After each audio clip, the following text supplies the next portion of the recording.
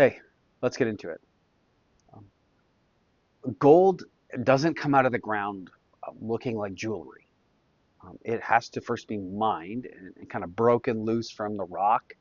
Then it has to get heated very, very hot and melted down, and that is the process of refining. It's intense, but it has a purpose. The fire with gold, it separates the things that are valuable from the things that aren't. It removes the impurities through the heat so that what remains after the intense fire is stronger, purer, and more beautiful. If gold could feel the refining process, it would not enjoy it. But without it, gold couldn't become kind of what it's meant to be. And Peter wants to use that kind of an image when he talks here about faith and suffering in 1 Peter 1, 6 to 7.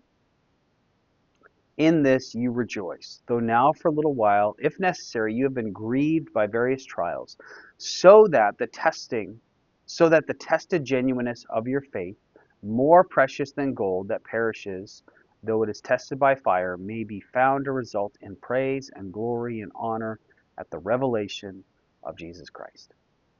Peter says, in this you rejoice. And he connects that back to what he just said, that Christians have been born again, remember, into a living hope. We talked about that yesterday through the resurrection, the sealing of our hope in resurrection. The tomb is empty. We have an inheritance, doesn't fade, won't spoil, won't disappear. We're guarded by that. That's the this here.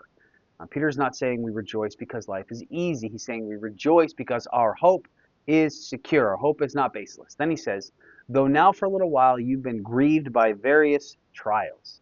Um, he's not pretending that suffering is painless. He doesn't say that trials, they're no big deal. He says, yes, there's grief there. There's pain. There's sorrow. And those trials do wear us down. And Christian joy, our joy, is not pretending that we're fine. We put on a happy face when we're not. It's not denying grief, but it's having a deeper hope underneath the grief. And Peter says that these trials, these sufferings, these things, they come in different forms. Some are public or some are private. Maybe they're physical, maybe it's relational, maybe it's even spiritual. And sometimes it can be long and exhausting, and sometimes it can just come on suddenly. But Peter says that even these trials in this life, they have a purpose. That God is using even those difficult things.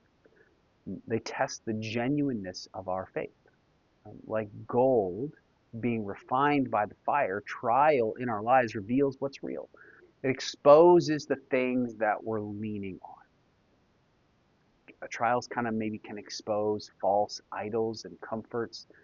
They show us maybe where our faith is shallow, and they also strengthen what God has already begun in us.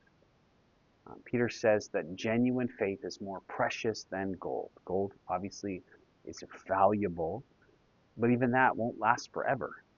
But our faith does. Our hope is secure.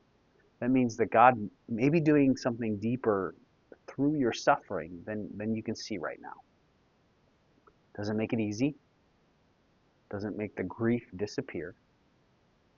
But it does mean that whatever trial you might be going through, it's not meaningless. It isn't random.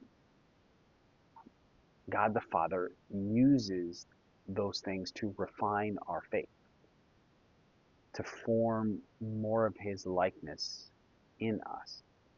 So if you're walking through difficulty, don't assume that God is angry or has abandoned you. Peter says that trials may grieve you for a while, but they can't take away that living hope that is secure. And so like gold in a fire, your faith may be being tested. But in Christ, it's being refined for praise, for glory, and for more honor when Jesus is finally revealed, when we see the work that He's been doing in our lives, in us, through us, and around us, even in the suffering. Wherever you find yourself, God goes with you today.